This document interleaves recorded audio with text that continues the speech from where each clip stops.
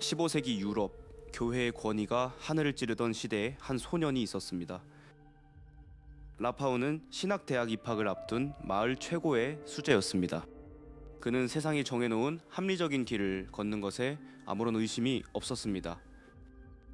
하지만 그의 마음 한구석에는 금지된 천문학에 대한 열망이 숨어 있었죠. 어느 날 소년은 이단죄로 투옥되었던 학자 위베르의 감시를 맡게 됩니다. 위베르는 라파오에게 교회가 부정하는 우주의 진짜 모습을 보여주겠다고 제안합니다. 소년은 두려움 속에서도 거부할 수 없는 지적 호기심에 이끌려 그를 돕기 시작합니다. 두 사람은 아무도 없는 밤의 언덕에 올라 망원경으로 하늘을 올려다봅니다. 라파오의 눈앞에 펼쳐진 것은 완벽한 구형이 아닌 불규칙하고 역동적인 행성의 움직임이었습니다. 지구가 중심이 아니라 태양을 중심으로 도는 지동설의 증거가 소년을 전율케 했습니다. 하지만 이 진실을 믿는 순간 그는 신을 부정하는 이단자가 되어야만 했습니다. 유베르는 자신의 목숨이 얼마 남지 않았음을 직감하고 라파오에게 연구 기록을 맡깁니다. 얼마 후 유베르는 이단 신문관 노바크에 의해 화영장의 이슬로 사라집니다. 라파오는 스승의 마지막 유언을 가슴에 새기며 홀로 연구를 이어갑니다. 그는 자신의 안락한 미래인 신학대학 입학을 스스로 포기하기로 결심합니다. 소년은 우주의 아름다움이 인간의 교리보다 더 숭고하다는 것을 깨달았습니다. 그러나 신문관 노바크는 라파오의 수상한 움직임을 이미 감시하고 있었습니다. 갑작스러운 가택 수색이 시작되자 라파오는 연구자료를 품에 안고 창문으로 도망칩니다. 거친 숨을 몰아쉬며 그는 마을 외곽의 거대한 절벽으로 향했습니다. 이곳에 자신의 모든 연구와 위베르의 기록을 묻기로 한 것입니다. 그는 나무 상자에 기록물과 함께 자신의 펜을 정성스럽게 담았습니다.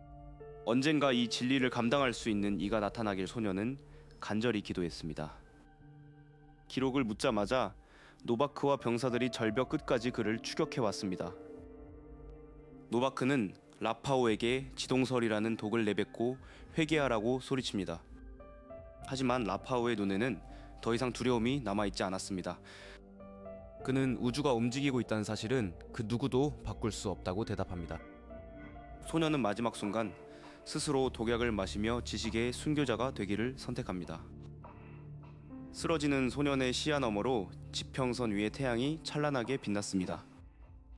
노바크는 분노하며 그가 숨긴 기록을 찾으려 절벽 주변을 샅샅이 뒤졌습니다. 그러나 라파오가 남긴 지혜의 상자는 땅속 깊은 곳에서 침묵을 지켰습니다. 세월은 흘러 라파오라는 소년의 이름은 사람들의 기억 속에서 잊혀갔습니다. 교회의 감시는 더욱 심해졌고 지동설은 언급조차 불가능한 금기가 되었습니다. 진리를 갈구하던 학자들은 지하로 숨어들거나 침묵을 선택해야 했습니다. 하지만 라파오가 심어놓은 씨앗은 보이지 않는 곳에서 뿌리를 내리고 있었습니다. 10년이라는 시간이 흐른 뒤 운명은 다시 한번 요동치기 시작합니다. 절벽 근처를 지나던 한 거구의 결투사가 묘한 표식을 발견하게 됩니다. 그는 우연히 발에 걸린 단단한 나무 상자의 모서리를 눈여겨보았습니다. 그것은 10년 전 라파오가 자신의 목숨과 맞바꾸어 지켜낸 우주의 심장이었습니다. 이제 이 위험한 유산은 세상을 다시 뒤흔들 준비를 마쳤습니다.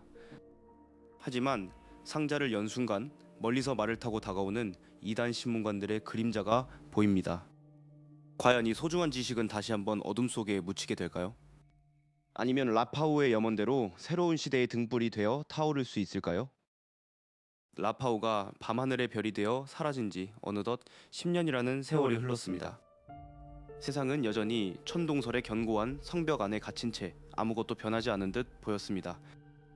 하지만 그 정막을 깨고 거친 숨을 몰아쉬는 한 산에 데투사 오크지가 전장의 먼지를 털어내며 등장합니다.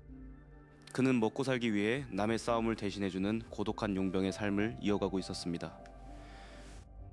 오크지는 하늘을 우러러보거나 진리를 탐구하는 일 따위엔 전혀 관심이 없는 현실주의자였습니다. 그러던 어느 날 그는 동료와 함께 이단자를 압송하는 위험한 호위 임무를 맡게 됩니다. 마차 안의 이단자는 두려움 대신 기묘한 확신에 찬 눈빛으로 그들에게 말을 건넵니다. 그는 이 근처 산속에 세상의 근간을 뒤흔들 위대한 보물이 숨겨져 있다고 속삭입니다. 역병으로 가족을 잃고 삶의 의미를 찾지 못하던 동료는 그 말에 거세게 흔들리기 시작합니다. 천국에 갈 자격이 없다고 믿던 오크지 역시 알 수 없는 이끌림에 갈등합니다. 결국 동료는 이단자를 탈출시키기로 결심하고 마차를 탈취하는 도박을 감행합니다. 하지만 이단 신문관들은 이미 그들의 배신을 예감한 듯 길목을 차단하고 있었습니다. 오크지는 살기 위해 칼을 뽑아들었고 이단 신문관과의 처절한 사투가 시작됩니다. 적의 실력은 상상 이상이었고 오크지는 처음으로 죽음의 공포를 직감합니다. 그 순간 이단자는 오크지에게 기묘한 문양의 장신구를 건네며 눈을 감으라고 외칩니다. 눈을 떴을 때 그들은 연기 속에서 간신히 추격자들을 따돌리고 숲속으로 숨어들었습니다. 부상을 입은 채 그들이 도착한 곳은 이단자가 말했던 은밀한 산 정상이었습니다. 동료는 땅을 파헤치기 시작했고 마침내 흙먼지 속에 묻혀있던 돌상자를 발견합니다. 10년 동안 잠들어 있던 라파오의 유산이 차가운 공기 속으로 그 모습을 드러냅니다. 오크지는 그 안에 담긴 복잡한 수식과 그림들을 보며 당혹감을 감추지 못합니다. 글을 읽을 줄 알았던 동료는 떨리는 목소리로 지구가 움직인다는 구절을 읽어내려갑니다. 그 문장은 단순한 가설이 아니라 누군가의 목숨과 바꾼 처절한 증명서였습니다. 하지만 지식이 전무했던 오크지는 이 종이 쪼가리가 무슨 가치가 있느냐며 냉소합니다. 동료는 오크지에게 이 아름다운 진실을 세상에 알려야 한다고 간곡히 설득합니다. 그러나 산 아래에서는 이단 신문관들의 횃불이 거대한 뱀처럼 그들을 포위해오고 있었습니다. 탈출구는 좁았고 두 사람 모두 살아남는 것은 불가능해 보이는 상황이었습니다. 동료는 자신의 발목이 부러졌음을 깨닫고 미소를 지으며 오크지를 바라봅니다. 그는 오크지의 손에 상자를 쥐어주며 자신을 버리고 떠나라고 말합니다. 오크지는 울부짖으며 거절하려 했지만 추격자들의 말발굽 소리가 턱 밑까지 차올랐습니다. 동료는 마지막으로 오크지에게 다시 한번 밤 하늘을 사랑해달라는 말을 남깁니다. 밧줄이 끊어지는 소리와 함께 오크지는 계곡 반대편으로 간신히 몸을 날립니다. 뒤를 돌아보자 자욱한 안개 너머로 동료의 마지막 모습이 보이지 않았습니다.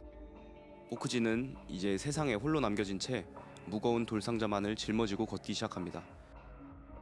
그는 동료가 남긴 마지막 유언을 지키기 위해 이 내용을 해석해줄 수도사를 찾아 나섭니다.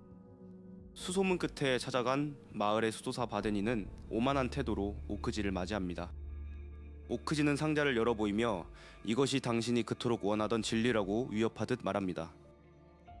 바데니는 서류를 훑어보더니 금세 안색이 변하며 떨리는 손으로 문장을 어루만집니다. 그는 자신의 한쪽 눈을 잃으면서까지 갈망해온 우주의 퍼즐 조각이 이곳에 있음을 직감합니다. 두 남자는 이제 교회의 눈을 피해 지동설의 마지막 증거를 찾기 위한 비밀스러운 동맹을 맺습니다. 하지만 바데니는 이 지식이 완성되지 않으면 모든 것을 불태워버리겠다며 섬뜩한 조건을 내겁니다. 오크지는 자신이 감당할 수 없는 거대한 운명의 수레바퀴에 끼어버렸음을 깨닫고 몸서리칩니다. 성경이 지배하는 이 땅에서 지구가 움직인다는 사실이 증명되는 순간 어떤 피바람이 불어올까요? 마을 광장에는 이미 이단자를 색출하기 위한 신문관들의 공고문이 붙기 시작했습니다. 그리고 그들의 앞에 천재적인 재능을 숨긴 채 억압받던 한 소녀 렌타의 그림자가 드리워집니다. 과연 오크지는 신문관들의 추적을 피해 지동설의 불꽃을 지켜낼 수 있을까요? 렌타는 차가운 밤 공기를 가르며 학자의 방으로 몰래 숨어들었습니다. 그녀는 떨리는 손으로 바데니가 남긴 고난도의 수학 문제를 하나씩 풀어나갔습니다.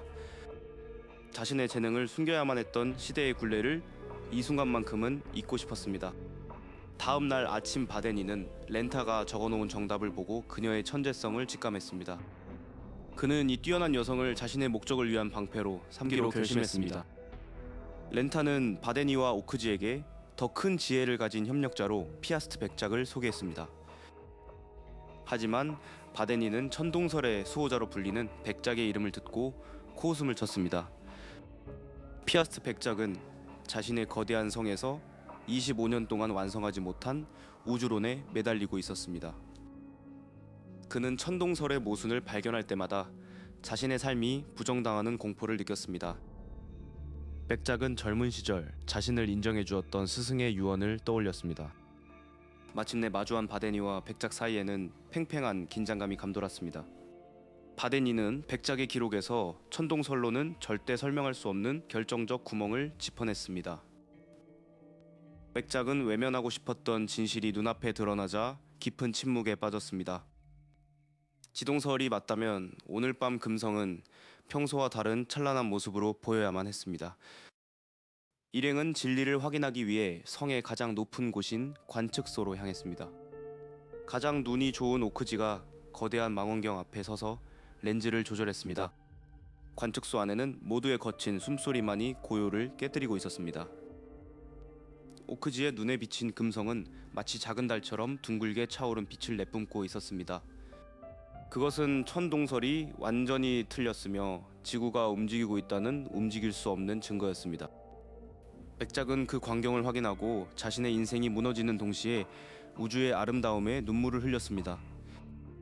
그는 자신이 가졌던 모든 특권과 평생의 연구를 버리고 진리를 선택했습니다. 피아스트 백작은 지동설의 완성을 지켜본 지 얼마 지나지 않아 조용히 눈을 감았습니다. 이제 남은 이들은 이 위험하고도 찬란한 기록을 세상에 퍼뜨려야 했습니다. 바데니는 더 이상 자신의 영광만이 아닌 죽어간 이들의 의지를 잇기 위해 펜을 들었습니다.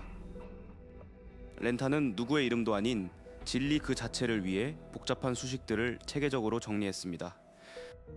오크지는 그들이 연구에 집중할 수 있도록 무기를 들고 경계의 끈을 늦추지 않았습니다. 이단 신문관의 추격대가 그들의 흔적을 쫓아 점점 좁혀오고 있었습니다. 하지만 이들은 더 이상 죽음을 두려워하지 않는 진리의 수호자가 되어 있었습니다. 라파오가 남겼던 작은 돌 상자는 이제 거대한 진리의 횃불이 되었습니다. 바데니는 완성된 원고의 마지막 장에 라파오의 이름을 조용히 새겨 넣었습니다. 렌타는 창밖을 보며 이 진리가 언젠가 모든 여성과 소외된 이들에게 빛이 되길 기도했습니다. 오크지는 동료의 희생이 헛되지 않았음을 느끼며 밤하늘의 북극성을 응시했습니다. 그들의 투쟁은 단순히 과학의 진보가 아닌 인간 존엄의 승리였습니다. 신권 통치의 어둠은 여전히 짙었으나 그 속에서 지동설의 씨앗은 단단히 뿌리 내렸습니다. 마침내 완성된 이론은 비밀리에 필사되어 대륙 곳곳으로 퍼져나갔습니다. 라파오가 꿈꾸었던 합리적인 세상이 조금씩 현실로 다가오고 있었습니다. 수많은 이들의 목숨과 눈물로 지켜낸 이 지식은 인류의 역사를 영원히 바꾸어 놓았습니다. 밤하늘을 올려다보는 모든 이들에게 별들은 이제 두려움이 아닌 경외의 대상이 되었습니다. 비록 주인공들은 역사 뒤편으로 사라질지라도 그들의 의지는 별빛처럼 영원히 남을 것입니다. 지구가 돌고 있는 한 진리를 향한 인간의 발걸음은 결코 멈추지 않을 것입니다.